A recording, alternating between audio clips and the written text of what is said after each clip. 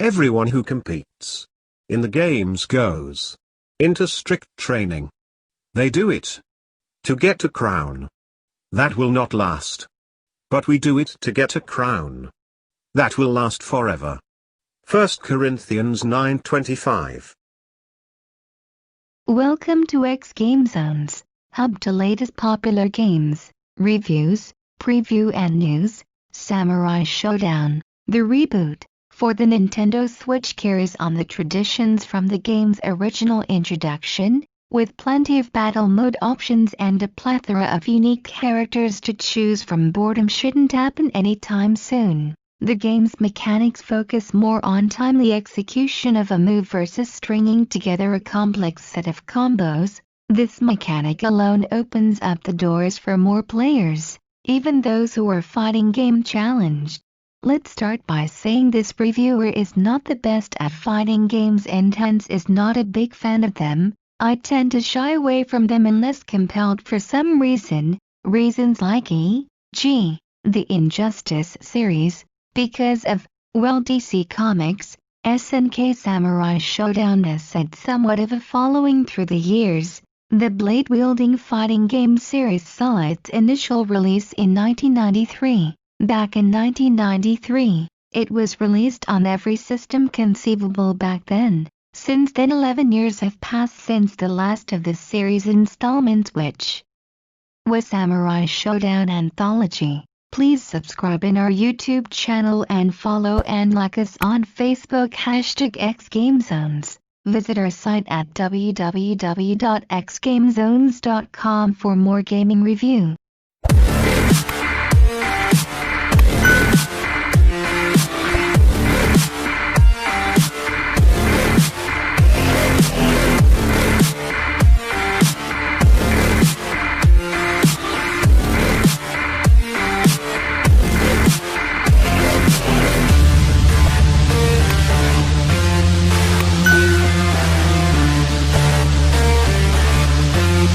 As far as blade-wielding fighting games go, Samurai Shodown offers you a multitude of ways to play, in fact, 10 different ways to play. Our review is based heavily on story mode and the online matched battle modes. First up is story mode. This Nintendo Switch version is said to be a brand new game. Not having played the original, I took it at face value that SNK states that this Samurai Shodown story is set 1 year before the series' first installment. The story mode has voiceovers, but note, they are in Japanese. Some might think this contributes to the overall feel of the game, myself included. The story mode plays out in a somewhat antiquated way. You get a short introduction, battle some opponents, see a few cutscenes, battle a boss, but throughout this game, its Unreal 4 engine-based visuals are a treat to behold,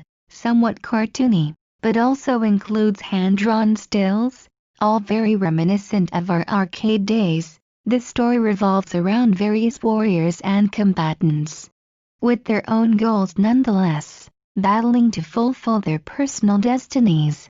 Initially, you can select your champion to be one of the CPU's random choices or make a selection yourself from the initial 16 fighters. You can also purchase, currently 6, eShop Deluxe Season Pass DLC characters, Rimuru, Becerra, Kazuki Kazama, Wenfu, Mina Majikina and Sogetsu Kazama. If you'd like to make your way through the story as one of those fighters, each fighter has their own epilogue and prologue but encounters the same final boss. Normally, this would be a setback, but in this case, with so many distinct fighters to choose from, each with their own style, it never becomes boring. If story mode seems boring to you, there are plenty of other modes to try. Start with the typical practice, which is your tutorial and training mode.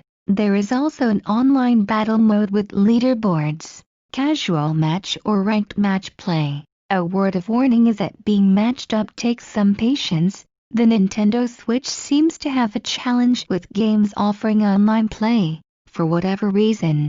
Not just this game but several others as well. Perhaps it's due to requiring a separate Nintendo Switch Online membership. which Samurai Shodown does. Thankfully you can queue up for a match, continue playing in story mode and suffer from the interruption when a challenger is found. During primetime hours I seem to get a match every 10 minutes or so. Other modes include a unique, new dojo mode that revolves around a new ghost feature. This new feature learns players' game actions and patterns in order to create CPU-controlled ghost characters. Inside the dojo there's the Iron Man challenge where you battle 100 CPU ghosts at a time. The dojo also offers Ghost Match, which is a 1 vs 1 battle mode against CPU ghosts. The battle mode grouping includes time trial against CPU opponents, a survival mode, a gauntlet mode, where you fight every character in the game, and last but not least, versus, which is an offline battle mode for playing against players or CPU opponents. Early on in this review, I mentioned something compelled me to play this fighter. It comes down to I had heard that Samurai Shodown's combat revolves around 4 attack types, i.e., light, medium, heavy, and kick, and is less based on stringing together complex combos. Thankfully, that hint was accurate. Samurai Shodown battles are more focused on watching for an opening and executing it that moment. Combat is responsive and fluid. I've made it a habit to leap over another player for the back attack. Now honestly, I still need to jog my memory occasionally on how to pull off built-up charge special moves, etc. It's these kinds of things that need to be kept in mind to succeed in the online leaderboards. Unfortunately, a few fights I lost because I forgot the button sequence for my special attack. Nevertheless, for a guy who normally sucks at games like Injustice, Mortal Kombat, etc., I truly feel going into a Samurai Shodown match that I can win. Case in point, last night when Challenger I got a match with had 358 wins/200 loses. I said no way I can win this. You know what? And that's what makes Samurai Shodown an enjoyable fighting game. So much so I think I'll keep it installed and buy some additional fighters. The game performed well even in handheld mode, which is how we played it mostly. The undocked screen size was no issue for this game, making it a fun, sit-on-the-couch activity. How much longer my Joy-Cons can take the button beating I seem to inflict during fighting games is a story for another time. If you have any comments or suggestion, feel free to comment below. Thank you for watching. Please subscribe in our YouTube channel and follow and like us on Facebook #xGameZones.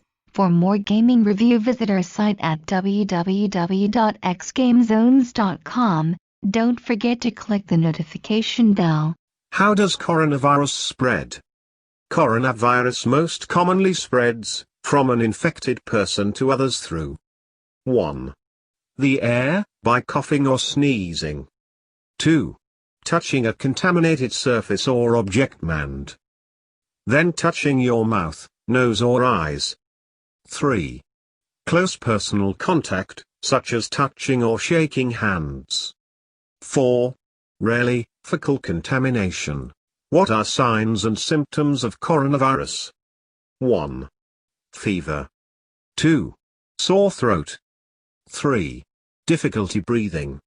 4. Dry cough. How can I protect myself? 1.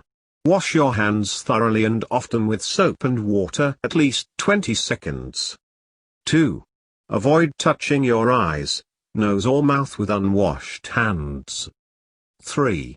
Avoid close contact with people who are sick.